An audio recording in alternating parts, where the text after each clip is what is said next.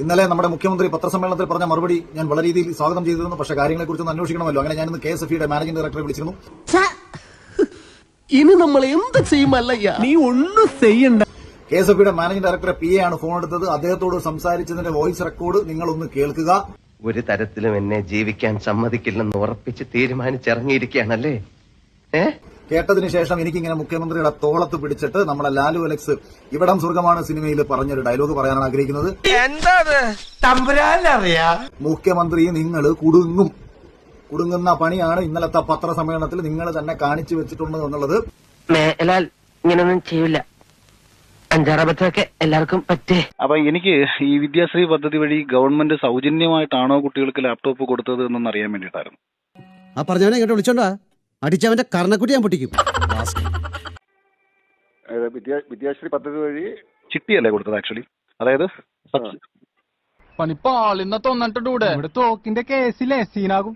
മാസം തോറും 500 രൂപ വെച്ചടയ്ക്കുന്ന സ്കീമായിരുന്നു അത്. സംശയമൊന്നുമില്ലല്ലേ? അപ്പൊ സാറ് ഒരു ചെറിയ സംശയം. അപ്പം ഈ ഗവൺമെന്റ് അപ്പൊ എന്തിനാണ് KSFE-ക്ക് പൈസ തരുന്നത്? കാരണം ആക്ച്വലി ഗവൺമെന്റ് തന്ന പൈസയല്ല, അത് KSFE-യുടെ പൈസയാണ്. നന്നായിട്ടുണ്ട്. KSFE-യുടെ പൈസയാണ്. അല്ല, മുഖ്യമന്ത്രി ഇന്നലെ പത്രസമ്മേളനത്തിൽ പറഞ്ഞത് ഗവൺമെന്റ് ആ ഒരു ഭാഗം തെറ്റാണ്. ഗവൺമെന്റ് തന്നതല്ല അത്.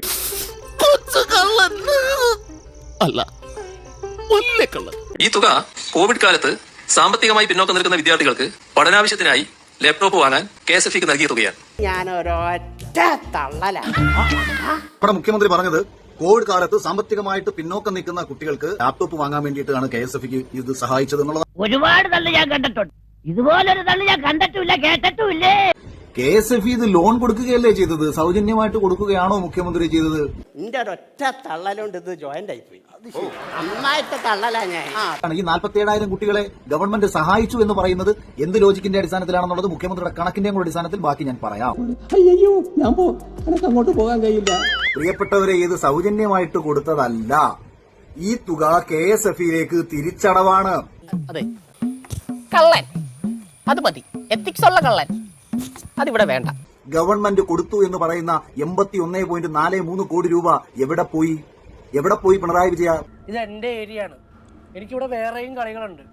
തന്റെ ഡീല് മാത്രമല്ല എന്റെ തലയ്ക്കകത്ത്, താൻ അതൊന്നും മനസ്സിലാക്കുക. 81.43 കോടി രൂപ KSFE-ക്ക് കുട്ടികൾക്ക് പഠനത്തിന് ആവശ്യമായ ലാപ്ടോപ്പ് മേടിക്കാനാണ് പറഞ്ഞതെങ്കിൽ എന്തിനായിരുന്നു തിരിച്ചടവ്?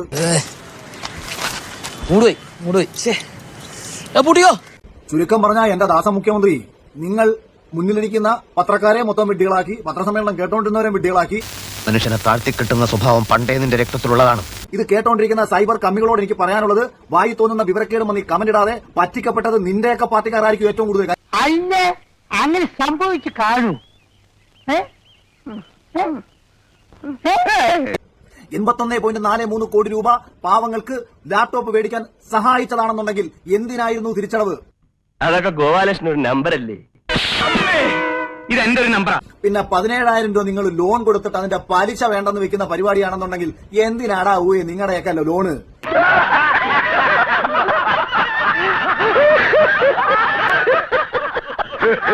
അപ്പൊ മുഖ്യമന്ത്രി ഇന്നലെ പറഞ്ഞത് പൊരുത്തക്കേടാണ്, വിവരക്കേടാണ്, വിഡ്ഢിത്തരമാണ്, കുടുങ്ങും.